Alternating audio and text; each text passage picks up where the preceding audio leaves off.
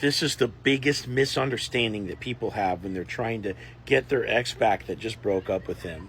And they're doing everything in their power to try to influence the situation. Just nothing works. It's because they don't understand this truth. When your ex breaks up with you and you have no influence in that conversation to sort of like talk them back into it, they've already made their mind up, okay? And this could be for a variety of reasons. It could be because you never listen to them enough, or you stop taking them out on dates, or they don't trust you, you hurt them somehow, whatever. Or it could be because they never told you about what bothers them in the relationship, and a lot of problems stacked up over time, or they had some fear of commitment, or they got stressed out and overwhelmed. It could be for any one of these reasons, okay? But the bottom line is they already made their mind up, and you didn't have any influence on that decision, and now you're just going like this for no reason, and it's not going to help. The biggest misunderstanding about getting your ex back that you need to really grasp, okay, because you're going to keep messing up, making life worse for yourself. You're going to keep digging this hole deeper. The misunderstanding is that you're not going to talk your way into a relationship. This is crazy because, what's the dialogue right now with your ex? Well, you did this wrong, blah, blah, blah, blah, blah, whatever, okay? But they're not loosening up. They're not softening up. They're not coming closer just because you're telling them some good points about how you should stay together, or you're you're writing them poetry and all this stuff. You've got to think about how you got them to begin with.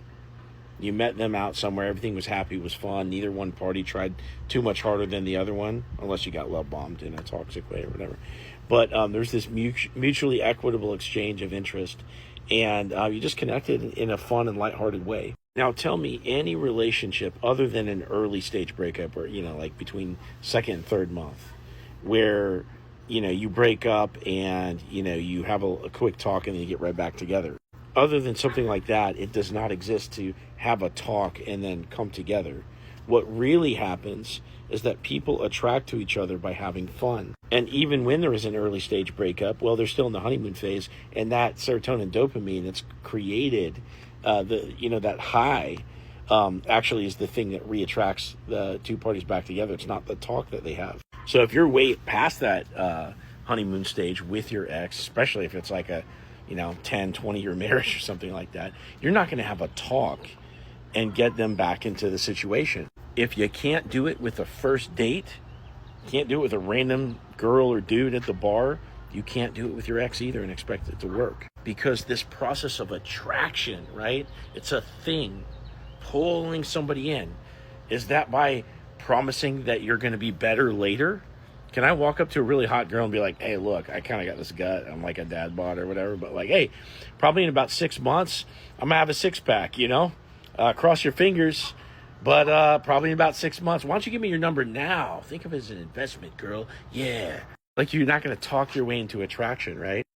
What's funny is that you actually can, but it's a lot more about energy and humor than it is like having a serious talk, right? You can't walk up to a random girl in a bar and have a serious talk with her and be like, hey, what's your credit score? Yeah, you should really start saving more money, girl. Yeah.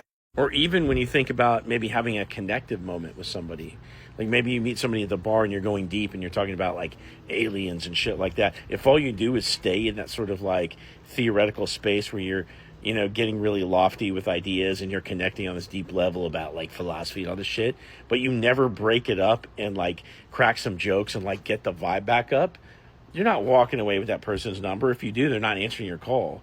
People like to have fun together.